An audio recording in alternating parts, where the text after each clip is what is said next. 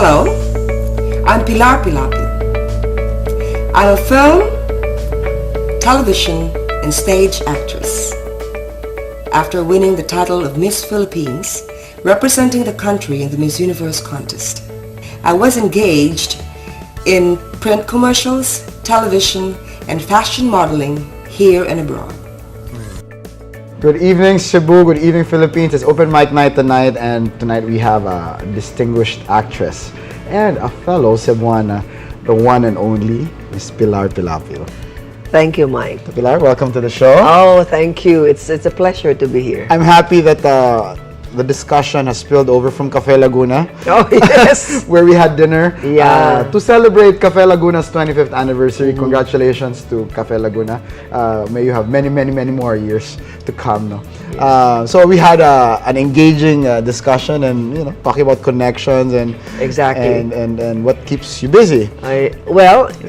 Talking about connections, we started with your parents, right? Yes. I mean, from Liloan all the way back. My grandparents, and then your mother, your father. Yeah, my grandparents and you and my grandparents were neighbors in Liloan. Yeah. And you also became neighbors in It's funny though, because our family, we're neighbors here in Liloan, and then when I go to Manila, then we're neighbors we became neighbors also in Film Life Home. So we must have some divine appointments. I know. And even your or purpose for each other, for that matter. I agree.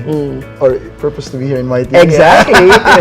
Exactly. No, but even your your current Cebu City home is also very close or adjacent to the properties my grandfather and my grandparents around used IT to own. Park. Yes, IT Park, which was the airport before. Yeah. So, but that's why I think there's also a common misconception that Ian Veneracion, some of the local entertainment writers have written about it, have asked me about it, that Ian Veneracion is my first cousin. His mom and my dad are full siblings. Yes. And there's a common misconception that Ian is Pilapil. I'm related to Ian. Yeah, you are. Well, he doesn't look very far from being a Pilapil. No. You know what I mean? Yeah. But I remember when I had a soap opera with him, and he told me that he remembers Liloan very well because he used to go there and visit your house and visit your lolos and lolas, and as a child he remembered the Pilapil. In fact, in a recent press conference, he had a movie with Richard Yap, and Richard is also from Cebu. Richard Yap said, of course he talked about his roots in Cebu. And Ian, I think, made a mistake. He said, I don't blame him. He said, and my grandmother is from Liloan. Actually, no. They just had a house in Liloan from the 60s onwards until the 80s. Yeah. Because it was the Hamptons of Cebu. Exactly. Diba, at the time. I remember. Yeah, and I remember the Aboitises at the rest house. Beside ours, Aboitises, the Morazas, people. Escaños, the Luliers. Yeah. So they all had that in that strip, of beach. In fact, my dad. Now it's Mactan. Before it was Liloan, now it's Mactan. My dad's guitar until now, he's been using the same guitar since the 60s.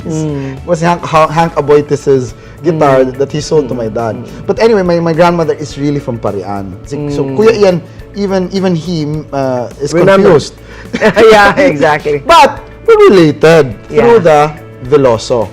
Well, we're related then because my mother is Veloso. And our grandmother. That's interesting, no? And then my mom says you dated my Tito Bobby, my dad's brother. No. I used to have a crush on him because he was very handsome. He was very good looking as a young man, but he's so pabadlong. Things went differently. I became Miss Philippines. I went to Manila and I became an actress, and I left them all behind. I think it was for the best because Tito Bobby is so pabadlong. But he was very handsome. So, but you had. Before you became an actress, you were a beauty queen. I became Miss Liloan, actually. I think it was my destiny to become Miss Philippines also. Because I never really, me, I'm not the type who goes after fame and who wants to be there and be seen and be appreciated, I was a very simple young girl, just going about town. And people would always push me to join this and to join that, and they would pull me out from my shell and all that. But it wasn't aside from being beautiful, wasn't and very articulate, of course. Wasn't it also parang rigged, you know? I mean, to be Miss Lilo, and of course you're Pilapil. The oldest families there. You know, I'm one of the Pilapils who don't and who in Liloan who really don't think that way. I mean, you know, I don't put some air in me just because I am that. So, you know. You visit Liloan often? Simple girl. You still visit Liloan? Yeah, I still do. Your relatives? I do. I visit them every once in a while, and I also get together with some of my classmates there, you know. Nice. And it's always good to be able to go back to your roots. Because if you really think about it, I mean, you think about it, what were the best years of your life when you were a child, right? That's your core. Exactly. And the foundation that you've had there and the friends that you had there when things were so simple, less complicated. I'm not very old, but I remember, I'm very retentive, so I remember spending a few summers as a child in Liloan. It was really nice. I remember there was a time there was a beached whale. But Liloan is very thriving now, no?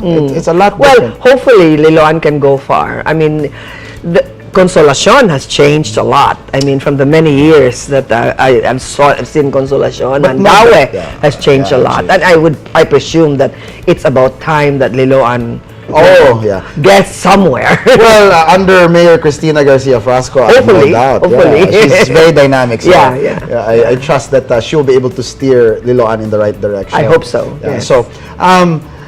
So let's go back. Now you were a beauty queen, then Miss Liloan, and then you became Miss Philippines. And then and then you became an actress. then I became an actress.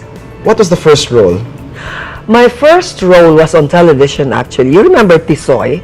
The comic strip. I don't know if you still remember that. The comic strip in Manila Times, written by Nonoy Marcelo, and I was Maribubot. So that was my first stint on television. So it was like comedy. What was it? It was. There was a little bit of drama in it, a little bit of comedy.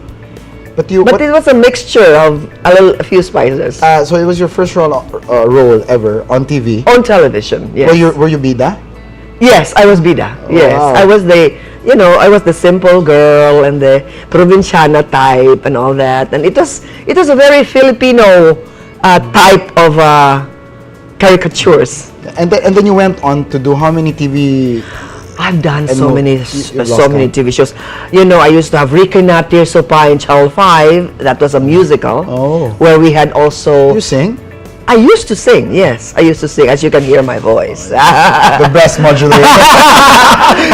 I can imagine saying, you know, like I was not really much of a singer. I think I was more of a crooner. You know, because I had a better voice. There's a difference. Oh, there is a big difference, because singing is like, you know, the usual impression that you have with singers, or the usual thing that you think of when you're a singer is she has a high voice and she can. But mine was low. Seduce. Yeah, and more of the blues and more of that. I can totally imagine you, like, you know, like a Hollywood, you know, in the heyday, no? Of Hollywood, old Hollywood. The old Hollywood. That's you, eh? Yeah. The voice, darling. Darling. Oh, darling. Yes. A cigarette, you know? Yeah, exactly. That's you. Exactly. But, you know, very classy. You've always, you know, you were classy then. You've aged very gracefully. Well, but the grace of God, I suppose. And you went on to do so many movies. I made more than 100 films, actually. Do you have an IMDB?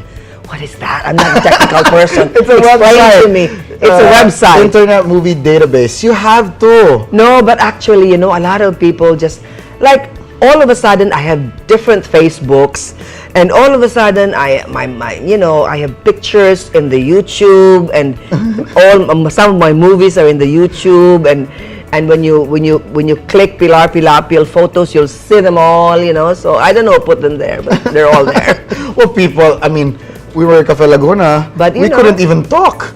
Exactly. Because people were just taking photos with you. Well, that just goes to show that Cebuanos have good taste. Always. But really, Cebuanos have good taste. I'm serious. And very good English speaker. Exactly. I mean, like up to now, I'm not so good with Tagalog. I've been in Manila for 49 years, and I'm glad you speak very good English, because with this interview, I enjoy this interview because you speak good English. But if it were Tagalog, nga magsasalita tayo ng Tagalog, mugawas gyud ng akong pagkabisaya. And when I memorize my lines, I really have to memorize them and focus on memorizing them to make sure na dili mo gawas ang akong intonation Visayan accent. I really have to make sure. That's why some people are asking me, you mean you've been in Manila for 49 years and you are a Tagalog Tagalog actress and you don't know how to speak very good? Well, but it's not unusual. For Cebuanos. Just like Sofia Loren, for instance, she was an Italian and she went to Hollywood and she had this accent. But it's different with Tagalogs, because when your accent comes out, they laugh at you. Hindi ba? Bisan gani kang Duterte, mga tawa man na sila kay Bisaya man gyud But now we have a president, a speaker of the house, and a Senate president who are Cebuano speakers. Well, that just goes to show that it's not about regionalism, it's about ability. Exactly. Diba? So you're pro Duterte? I don't know about that, because I'm not too sure if I agree with everything. But there's no one perfect in this world. I mean, I cannot be biased on anyone, because nobody is perfect. But you voted for him. I did not vote. I did not vote because I wasn't here, but I was out of the country. But I believe that there's a reason why he's the president now. Yeah, divine. Tungod sa tigas atong mga ulo, kinahanglan gitagaan tas Ginoo og presidente nga mo disiplina nato. Exactly. I think he has a purpose, although he may not be perfect, because no one is perfect. But when you look at the leadership models in the Bible, right? Oh yeah. Different, no? Yeah. And some are actually even more exactly extreme. Exactly. No? I mean, just remember Sodom and Gomorrah, what the Lord allowed to happen in Sodom and Gomorrah. When all the sins and when all these evil things are going on, what did the Lord do? What did He allow to happen? But Duterte has a heart. Oh yes, he has a heart. No? I can see that. I just feel it needs to be fine-tuned a bit. I just feel that he needs an advisor like me. That's an application. Pariente Magpod through the Veloso. That's true. He attends the reunions, huh? Really? Yeah, you should attend the next reunion so that. Well, I've always attended Veloso reunions whenever I'm around. But I just learned recently that his grandfather is a Veloso or something. Actually, because my grandfather is Gavino Veloso. This is the thing. The original name, Doña Junicia Duterte, that's our line, no? Yeah. My grandmother, great-grandmother was Remedios Duterte. So, she's from that line. Same with Digong. Okay. Doña Junicia Duterte had children by, I think, Don Maximo Veloso. Some interesting background. Yeah. Who was who was the most wealthy man, the wealthiest man in Cebu for a time. Yeah. But for some reason, I think they were not married. So that's what I mean. I said interesting background. So the kids carried historical backgrounds. Carried the Duterte name. So strictly speaking, he would be Veloso. Yes. Exactly. Yeah. If you follow the patrilineal, the father side. But now legally he would be. He would be Rodrigo Roa Veloso. Exactly. But the thing is, Doña Junicia's kids carried her name. It's interesting story. Interesting. But this is very Cebuano, no? All these interconnections, everything's so small. Practically everyone in old Cebu is related. No, there's always that intermarriage. Before Cebu, everybody knew everybody. Yes. You would know, anak ka ni inana, anak ka ni ganito, anak ka ni ganyan, and then anak na siya ni kuan, ni ganito. Everybody knew everybody, but Cebu has changed so much. Yes. There's just so many people here now. I mean, I was trying to get away from Manila because of the traffic, and now there's traffic here again, and we don't have enough overpasses, and we don't have enough, infrastructure, the structure itself, my goodness. But still, Cebu has retained its charm, no? Oh yes, it still has, especially the people around. Especially the people. Because I came back here in 1996, actually. 1996. That's when I became a born-again Christian, because I started ministering to people here. Like, I'd go to jail, I'd go to unwed mothers' homes, drug addiction centers, etc., etc. And we used to go around here a lot. And I even had something going on in Liloan at that time in 1998. Yeah, I did something there. Your faith is a very interesting part of who you are. In fact, it may be the most important. It is. Yeah. It is. And of course, we have to talk more about that. Yeah. In detail. Yeah, sure. When Open Mic returns from the short break. We're with Pilar Pilapil. We'll be back on Open Mic.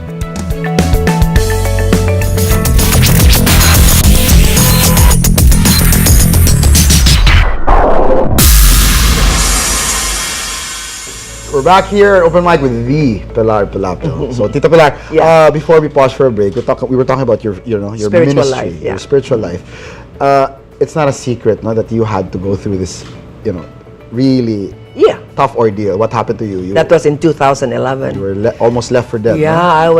I was really it was a miracle, I think, because I had about 24 when I went back home after staying in the hospital for 1 week, and I looked at myself in the mirror and I asked my husband to count how many stab wounds I had, Gosh.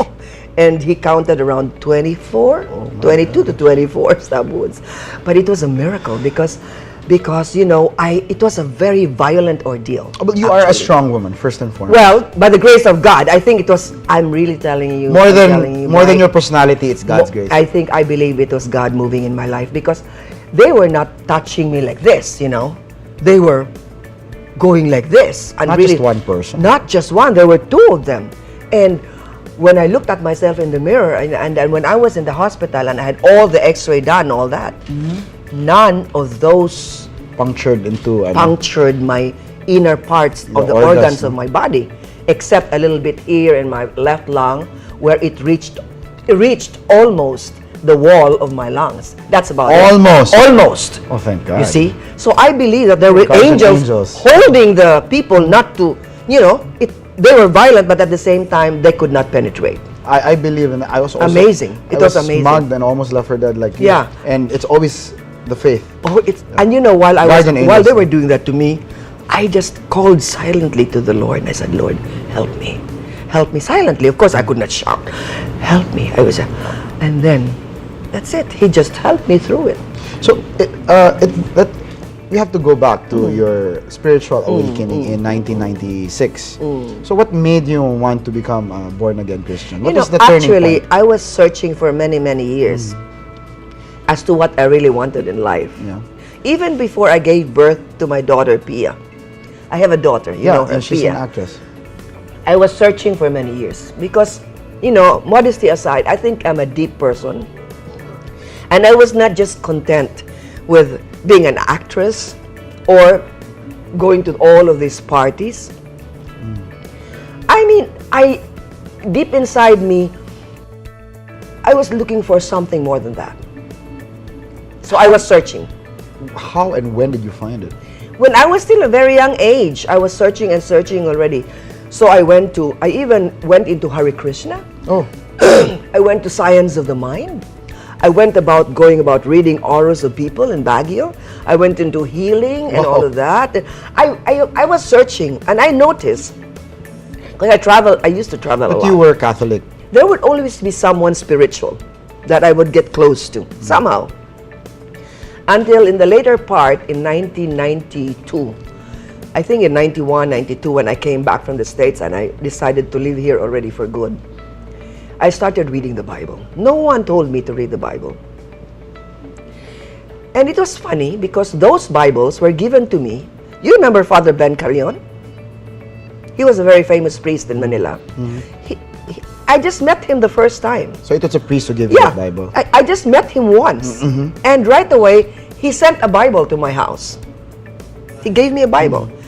And so that was the Bible that I was reading. It was in contemporary English. It was easier for me to understand. And then that was the start of it all. And then I started having revelations from the Lord, I would be, like one time, 1991, This is amazing, the story that I have. Should I continue? Because sure, please. Do you have all the time? Not all the time, but anyway, at let's- least. But I'm going to give you an idea more or less why I became a born-again Christian. Because some people are cynical about it, and they say, "Oh, who influenced you into reading the Bible, or who influenced you into becoming a born-again Christian?" I mean, I said, "No, nobody influenced me. It was the Spirit of God who touched me directly." In 1991, I was in Matabungkay. Di ba there are beach resorts there? Pangasinan. Yeah, no, Batangas. Batangas. Matabungkay. And one of the people who owns a resort there is a friend of mine by the name of Rosary Benitez. Okay. The Benitez family, yeah? And she told me, "Why don't you ask Pia to come along?" Because it was a Black Saturday. So Black Saturday, I was there in the middle of the, the dark areas where, by the beach. And everyone was having a bonfire, the stars and everything. And at that time, it was like a turning point in my life. I wasn't too sure if I was going back to the US or staying in the Philippines or coming back to Cebu. So I was looking at the clouds. Pia was having a bonfire with the rest of the kids. She was about 13 years old, I think. And, when you are at that age and she was having a bonfire with all these young boys, I didn't want to leave her behind. So I was just close. there. Yeah, I wanted to stay close. So I was just there watching the skies, And one cloud passed by, another cloud. It was a beautiful evening. So another cloud passed by. Di ba It's a ganon? bit windy. Dumadaan yan. Walang windy naman. Pero the clouds just passed by. Yung ganon. And then one cloud passed by, another cloud passed by, and it stopped. And formed a hollow like this. And the face of the Lord came out. And I just heard a beautiful voice. His eyes were so, like, very, very kind eyes ba. And I just heard him say, "Don't worry, Pilar. Just don't forget me." And disappeared. And it was funny because, you remember Jollibee Nites? No. He was the Minister of Human Settlements at that time. That was during Cory Aquino's time. After Marcos. And then he was telling me some things about his wife, etc., etc. And then when I saw that, Jolly was beside me and said, "Jolly, do you see him? I was trying to get a confirmation." And he said, "Yes." And that's when I said, "Oh, I'm not imagining things then." I mean, so it was both of us. And then I said, "Jolly, I'm sorry, but I think I need to leave. I want to be alone." So I asked Pia to go in. And that's it. That's one of the first. No, not yet. And then second, when 1992, I was watching television. And then there was this, I don't watch preachers. I never did watch preachers in the past. So I was watching this guy on television in my house in Parañaque. And I don't remember exactly what he was preaching about. But at that particular point in time, I started listening to him. And I started to cry and cry and cry and cry. I think I cried for about 30 minutes while he was preaching. And when I became a born-again Christian already, I believe that the Lord made me understand that was my cleansing process. I'm very curious, because sometimes when there is a spiritual awakening in people, and either they become a born-again Christian, or they convert into Islam, or they convert into Catholicism, or whatever religion, or school of thought, or philosophical belief. There is a tendency to be prejudiced to what you believe. How do you relate with, in your experience, how do you relate with other religions now that, because it's easy if you're a nominal Catholic to not care, or if you're a nominal something. I've been a Catholic all my life. I went to Immaculada Concepcion. I grew up with an aunt who was very beata. I mean, talagang every morning we would go to church at 5 o'clock in the morning. We would already be there, and all of that, or between 5 to 6 in the morning when the bell rings, we were already there at church. But as far as I'm concerned, because of the experience I've had, direct experience, I mean, I think at this point in time, I believe that it is not a matter of, all of these things that you read. Of course, it helps, right? It helps. Because my foundation as a Catholic made me aware that there is a God. That Jesus is is you know, the Son of God. is the Son of The God. Savior, yeah. And the Savior through our catechism and all of that, and by going to church. That is good. That's a very good foundation. So, But on the other hand, I think I believe no one should have any preconceived idea of what religion is all about.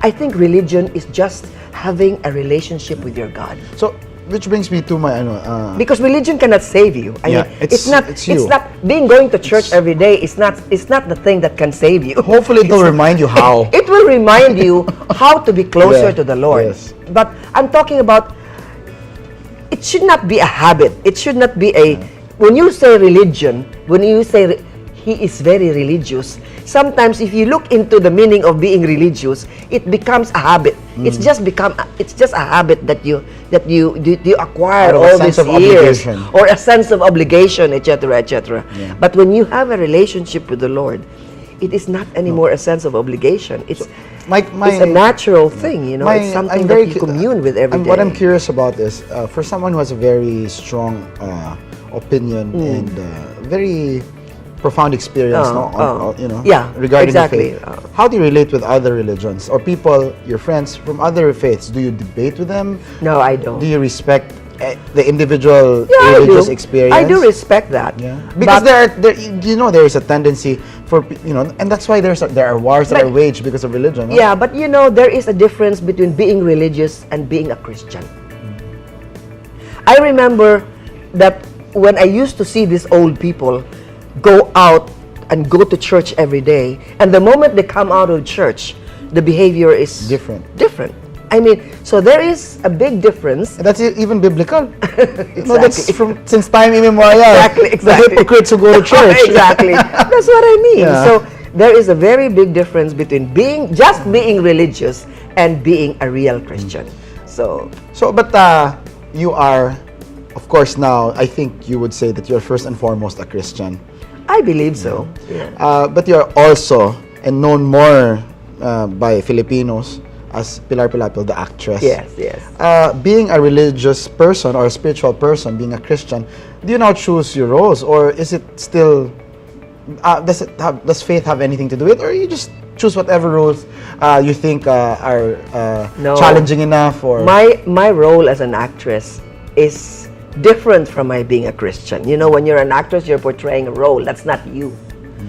So I do roles that are good, something that's substantial, Yeah. something that will make me a better actress, and that I can make use of whatever, acting prowess or talent that I may have. I was telling Tita Pilar when we were having dinner at Cafe Laguna that this is probably not your best role as an actress, in acting. But my favorite is when you were Valentina. Yeah, I remember Valentina. That was a good role. For me, the best Valentina bar none in any Darna movie or Yeah. adaptation, with real snakes in your Yeah. head, and you brought class. I enjoy that. And you were role. classy, as a Valentina. And for me, Valentina has to be classy. Yeah. Hindi namang maahas na, malangsa ka pa, di ba? Oh, that's true. With your The turbans. classy Valentina. With turbans and all, no? But what for you has been the most memorable role? I go back to drama, I go back to your acting. Actually, I've had some good roles in the past, and I think there were a few that were memorable. But I made so many films. I suppose Valentina was one of the best because I didn't have to be too serious. I just had to be sensus, And I'm sure it was fun. And at the same time, it was fun You tried to because seduce the man. yeah, it was. Bakla There was a little bit of comedy in that. Berde pa lang dugo nito. I remember that. And then there were a few dramatic roles that I liked. But frankly speaking, if you were to ask me what would be the best, your role can only be as good as the script. Yeah. And it doesn't even and of course it also depends on the director how he wants to go about it. So you base it on memorable lines. I base the scenes. The scenes. Yeah, I have some favorite scenes, but Sorry. as far as a favorite movie is concerned, I don't think I can say anything much about that. I mean, at the It's moment, hard it's hard. So I just have some favorite scenes. But as of late, no? like like lately, that mistress thing. What's the title of the movie? Etiquettes of Mistresses or something. And I had a role there. You don't even remember. No. I had No, but the title. Mistresses, Etiquettes of Mistresses or something. That's how many movies you've Yeah, done. and then I had this one particular scene there that was really, the dialogue was good, and modesty aside, I think the interpretation was good with me and Claudine, and I won Best Supporting Actress there, and then just for that scene, So it's not how big the role is; it's how well you do it, But as of late, no, you have been doing a lot, and I told you this, been doing a lot of Soap operas. and Contra Vida. Yeah. You're bagay. Oo. And then I tell you, Nabana, it's really a compliment. Yeah. Because the Contra Vida is always seen as a beautiful woman, Yeah. powerful woman, Yeah. like you, diba? And how you speak pa, your voice, no? It's very bagay for Contra Vida. Kasi wala namang very seldom you Hindi see naman pangit. pa-sweet. Tsaka very seldom you see pangit na Contra Vida. And always elegant. There's always an elegant woman. Yeah. Palabasing aksidente, mga ganun. So how do you feel when you play, do you have fun? Contra Vida roles? I just don't like it when I have to get angry all the time. You know what I mean? Actually, there's many ways of being a contrabida. You can be scheming, you can be sly. There's so many ways. Manipulative, but not necessarily always angry. You know what I mean? Yeah. Because you can have anger and inner anger. Contrabidas are always, bitter conflicted, people, no? people who are bitter, people who are insecure. That's true. Normally. Even in real life, I know! And, even in real life, yung mga kontrabida, Ay, naku. mga insecure yun, and envious, and jealous, and manipulative, and yung mga yun, all the negative I love the characters. topic. I love that topic because we all have Contra Vida in our lives. But Well, I hope not. We have to pause for a short break. Yeah, Let's yeah. talk more about the Contra Vidas in our lives. Yeah, that's true. When Open Totoo Mic yan. returns. Always.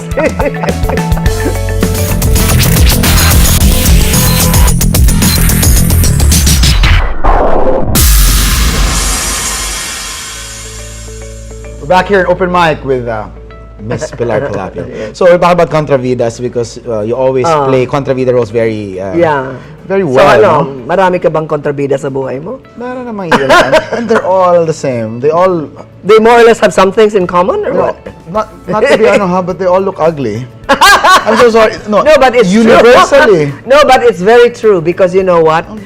Deep-seated You know why? insecurity. Whatever is in your heart will always come out in your exactly. face. That's why it doesn't matter how beautiful you are. Kung masama yung nasa puso mo, if there's something not good in your heart, It radiates, no? lumalabas yan sa mukha. So ako, At when I look, nagiging pangit ka, kaya huwag kang maging kontrabida. Para of course we maging maganda ka. reflect, right? We reflect if you've done something, and the people who have been Contra Vidas in my life, I've never done anything to them. And then look at their face, and then understand why. Understand why. You just have to But understand. you know what? You can always help yourself. Well, I was kind to them. You know what I mean? They can always help themselves. That's what I'm saying. Parang, for the... We helped ourselves all throughout. I mean, I don't see any reason why they can't. I don't have themselves. prejudice if you're pangit. I know I'm friends with you, but because sometimes you're awa, and then they just do these things. So you stay away from toxic people. Yeah, exactly. Ika, how do you deal with? Do you have I'm sure Oh, yeah. because you've been in showbiz. Of course, personal life, It's professional funny life. though because Contra Vidas. most of the contrabidas in my life somehow, there's a saying that you cannot put a good man down. So if I notice the contrabidas in my life, not so good things happen to them. That's so true. I noticed that. I mean, I haven't known of someone. There was someone who I just heard that he was killed. I could not believe it. No, but I really believe whatever it's called, no, whether it's karma or but justice is mine, says the Lord. Yeah. So, justice is mine, says the Lord. Kaya alam mo ako ngayon, pag let's say for instance, somebody is envious of me and tries to, hinder whatever I'm doing, or, there's so many people around now that's trying to hinder what I'm doing here in Cebu. Actually, I'll talk to you about that later. Privately? Privately. Okay. Anyway, I don't react. I pray, and I just try to be nice to them. But then, if the Lord tells me it's about time you do something, that's the only time. I'm the same. There was a time, I wouldn't say I was vindictive, but I would always fight back. That's in my personality. I have a very strong personality. So it comes with that, no? But the last probably 5 or 8 years, I realized that you just leave things be. You pray. That's what I do. I don't react anymore. Anyone who steps on other people's toes to get to get to the top, or to whether in love or in your professional life, they will have their comeuppance at some point. Yeah. And if you're lucky, it's just a matter of time. And if you're lucky, you'll have a front row seat. Yeah, exactly. To watch as karma unfolds. Exactly. So better to leave them be. Yeah. So that's also that's a secret to staying, beautiful. Yeah. Because when you don't want to waste your time to get stressed by people who are not worth it. We have a life, no? We have a life. A beautiful life. I mean, I get stressed enough with my grandchildren sometimes because they're all grown up and Pia. How old are your grandkids? Oh, well, the eldest is around 23 to 24. She's working already. And the youngest is around, 13 years old. How are you as a lola? I'm quite strict as a lola. Hindi ako masyadong nag-spoil ng mga bata. But they're kind of scared of me a bit. Especially when they see on TV. Lola but at the same time, Lola can have us ordered killed. But at the same time, they know that I love them. Yeah. But I instill discipline in the family because Pia is a bit more, more lax than me. So I'm more disciplinarian. Speaking of disciplinarian, and us being related to the president and the president being a disciplinarian, I remember you took a stab at politics before. Yeah, I remember when I ran for senator. And, well, I didn't win, so they deserve to have the lima. Love that! I love that. They have now dilemma. She was here. Oh yeah, she was here. Okay. That's all I can say. And she was here before for a Christmas episode. But as Laila Dilemma would say, now they have the dilemma. We have Laila Dilemma in our country. Yeah. In our country. Yes. That's how she enunciates. You can now have me killed, Mr. President. I'm here.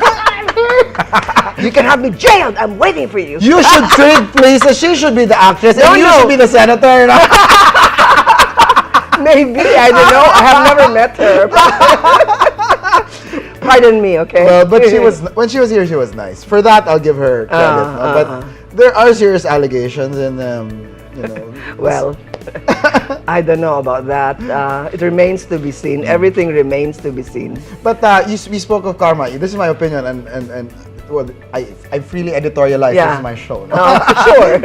You can have your own opinion. That's why I said on Facebook, again, speaking of what goes around comes around. She did that to President Arroyo and a lot of people. Yeah. When you complain, Secretary De Lima, that that they're fabricating evidence against evidences. you. Why? If that's true, sorry to hear that, but that's exactly what you did before. So exactly. Diba, parang what goes around comes around. And like my other friend would say, what goes around must come down. Hi, Francis. No, but really, I'm really of the opinion that what's happening to Laila De Lima, whether there is proof or there is none, is karmic. It's the ultimate karmic bitch slap. Yeah, exactly. So anyway, no more politics for you. You don't wanna. No, well, I figured that I don't want to be dealing with I don't want to use the word scoundrels. You know what I mean? But I don't want to, to buy votes from people. I think it's very degrading on my part. Exactly. And if I had to do that just to be able to get some position in politics, I don't think I want to do that for the rest of my life. And if you're able to get to the position, I want to be able to get to a position where I deserve to be in that position. Period. But you have reached an iconic stature where people would vote for you because you're popular. Well, I don't want them even to vote for me because I'm popular. Sige na lang. I want them to vote for me. Na lang. First of all, I don't blame them because if they vote for me because I'm popular, because I'm Pilar Pilapil and they know me, that's fine. But it shouldn't be for that reason. Maybe. It should be because I am capable of helping change. Maybe you should run in Cebu City. I don't know about that. Diba? Do I have to vote? Do I have to buy votes? I don't. No, have to you don't buy need votes. to. I don't even have the money to buy votes. Annabelle Rama tried running here. Wait, okay, speaking of, you have contemporaries, fellow Visayans, fellow Cebuanos who are artistas. Annabelle Rama, have you worked with her? Do you know her? No. I've worked with her husband, Eddie Gutierrez. I always work with him in soap operas and some of the movies that I've made. So how's Tita Annabelle when you see But each I know other? Annabelle, of Magbisaya course. mo? Oh, Bisaya gyud. Bisaya gyud kayo. Who else is... Labi pa gyud Annabelle sa iyang kanang iyang mga unsa pa nang iyang mga panulti, Bisaya gyud kayo, di ba? But mamalikas na Annabelle. yes. but aside from Annabelle Rama, there are other Pilita. I get to meet her every once in a while.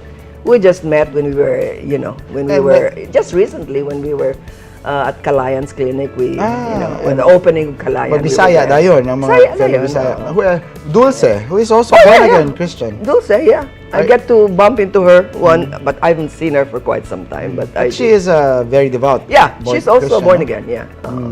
Who else? But in terms of acting, in your it's really you, no? Well, there are some other actresses, like for instance Gloria Sevilla. Oh yeah, the older ones, and then Chanda Romero. Oh yeah. Yeah, and then Chanda. You and Chanda are the same age? No, she's a little bit younger than me, probably a couple of years. Have you worked with them? Yeah, I worked with her when we were younger, and then Caridad Sanchez is also Bisaya. Bisaya, taga Lapu-Lapu ba Si Vina Morales, di ba? Bisaya rin. So all of these Cebuanos, when you see each other, we speak in Cebuano. Si Kuan, close kaayo mi ana niya because we did soap opera together for a long time. Si Kim Chu. Oh yeah. And she's a nice girl. Kim Chu's MU, ex-MU in high school was my ex. Oh, really? Talaga, edit that out na lang. No, it's true. It's true. Excuse me. Can I have more water? Yeah, that's true. But in fact, Kim Chu and I talked about that, and Biro lang yun, biro. she was shocked. She had to cover her face with a plate. Oh my God! I go, so sorry. So you worked with her in a soap opera. Yeah, I think in Nakapatid Anak, I think that was a soap opera we did. Do you have any projects now that you're working on? Actually, and here in Cebu, I've been in the business for 49 years of my life, 48 years of my life. Half a century. Oh, so almost. Anyway, so I have this workshop that I do every year. The last year, which is called Breakthrough Workshop by me and some other friends of mine who are into the acting field. We did a Breakthrough at the Henry Hotel, and this time, November 12 and 13, I'm doing a workshop, Breakthrough number 2, in the library here in Sinulog Hall. The library, the old Rizal building, Rizal Library, beautiful structure at the Sinulog Hall, and of course, by the help of the Vice Mayor and also Labelia, and also by the help of Hakoselem, the lady, the wife of Hakoselem. Of Jack, the wife. Doctor. Yeah. Iris. I think so. Iris. No, Not Iris. Anyway, she was the one I talked to when I went there, and then I have the staff that I have are people that worked with me in the last year's Breakthrough. How many alumni do you have from the last one? We had around 30 students, and this time I'm not too sure yet how many because it's still very early to tell. But we should have at least, our target is at least 30 students. Okay, but that's 2 days, or those 2 are days, two just separate? Saturday and Sunday. So it's for if you're gonna participate, it's 2 days. It's 2 not days. like two schedules for different. No, 2 days, just For straight. one group. From one group. From Saturday, starting from 8 o'clock in the morning until around 5. And then the following day, start 8 o'clock in the morning again until around the time that we are, we have like some kind of a certificate, giving of certificates. Yeah. So what got you into coaching? Well, because I like teaching, actually. I think I enjoy it even more than acting. But this is acting that you. Yeah, but what I mean is teaching is different when you are acting per se. I mean, you teach people how to go about interpretation of roles, how to go about delivery of lines, etc., etc. It's very different. So how old do they have to be able to participate? There are 14 Girls and boys? Girls and boys, 14 up. 14 up. So if you are 70 years old, you can still attend. No problem. We need lolos. How do they get in touch if they're interested in that? If they're interested, they can just open the Facebook, Okay. because we are on Facebook, and they can actually register there. Okay. Everything is open. Everything is open on What's Facebook. it called on Facebook? It's called Pilar Pilapil Productions and Performing Arts Academy. Okay, take note of that. Pilar Pilapil Pilapil. Productions and Performing Arts Academy. Oh. So it's all on Facebook. So they're taught what stage or They're taught what is the difference between stage and film acting. because there's a difference. Yeah, there's a difference. They're taught about script analysis, role analysis, Wow. and the delivery of how to deliver lines, Hugot na yun, hugot. body language, etc., etc. Maraming topics. That's it. But mga bata ngayon, the millennials, they love hugot. So I think it's easy to relate. Humugot ka lang. Di ba? Dati sa eksena lang yun, kailangan kang humugot. But now, everybody, the memes on Facebook, it's all about hugot. Hashtag, alam niyo po yun? Hugot, hindi ko alam yun. Hugot. Ay, yung hinuhugot. Hugot. Hugot. Dili, hugot. Dili hugot. Dili hugot ka nang hinuhugot to get Hugot. it out. Yes. Or get it out of your Yes, system. hugot. Hugutin mo. Hindi yung Oo. hugot. Dili, hugutin mo. Dili, Bisaya nga hugot. I know, Tagalog I know, na I hugot. know, Yeah. hugot. That's just to get it out Yes. or pull it out. But the thing is, we don't. Akala ko you were talking about kubol.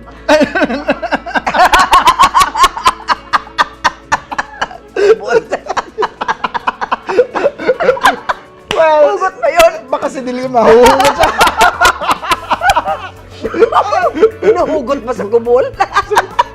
Meron siguro dapat hugot. Being naughty, Tita Pilar. Anyway, teka sandali lang, baka maano tayo. It's okay. No, we're just laughing. We're just having a nice time, No offense meant. But anyway, anong pangalan nito? I think that there has to be some certain techniques that you need to teach the students to be able to really come out, What you teach, is this the modules? Is it something you develop, or is it something also that you learn, or is it a combination? Something you develop in them and something that I've learned, so you develop them. So it's like a chain reaction. Okay. But who do you look up to as an actress before we wrap up? Or Western. It has to be Western. foreign actors. But anyway, we have a lot of good talents here also. Yeah, but Meryl Streep is a good actress. Oh, yes, yeah, No doubt about it. definitely, Yeah. But the local, is there someone that you, whether younger or your age or older, that Alam mo, you mayroon naman respect? tayong mga kasi, alam mo ako, hindi ako masyadong nag-idolize ng tao. I don't even idolize myself, But- kasi alam mo, acting is not just about knowing how to cry very well. That's not what acting is all about. Acting is interpretation of a role that is being given to you. And every role that is being given to you, you cannot be yourself there. It's a role. So kailangan, pag binigyan ka ng role ng isang, iba dapat, when you see a movie of mine, I don't want to give myself as an example, but if you see a movie of Meryl Streep, then you will know that she's really portraying that role. She doesn't look the same, she doesn't act the same from one movie to another. It's completely different kinds of acting. Exactly. Hindi ba? She can be Miranda Priestley and ano. So and it's then, not just a matter of emotional type of acting.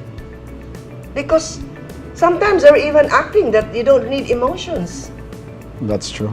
Pag sumobra naman, OA naman Yeah. yun. So, you do not base a good actress or gauging a good actress is not based on how good she cries or how good she shouts or how good she expresses Or herself enunciates. you know what I mean. Acting is really just being able to be successful in portraying that particular role and convincing enough, to the public. And it's also something we apply to our day-to-day lives, no? Exactly. Because we all have roles to play. Yeah. Fortunately, this is all the time we have for now. But before we close it, Pilar, what is the most important role? Christian, mother, actress? I'm a preacher now, and it is very, very fulfilling for me. I'm an evangelist. That is why, to me, that is the most important right now, because my life has a deeper sense of purpose now. That's beautiful. And you have stayed Yeah. beautiful. Thank you so much, Tita Pilar. God bless you. Thank you for being on the show. Yeah. And then all the best to your acting, to your acting workshops, Yeah. and to your ministry. Yeah. To your Thank you, ministry. thank you. God bless. Thank you. This has been another episode of Open Mic. Until next week, good night and Godspeed.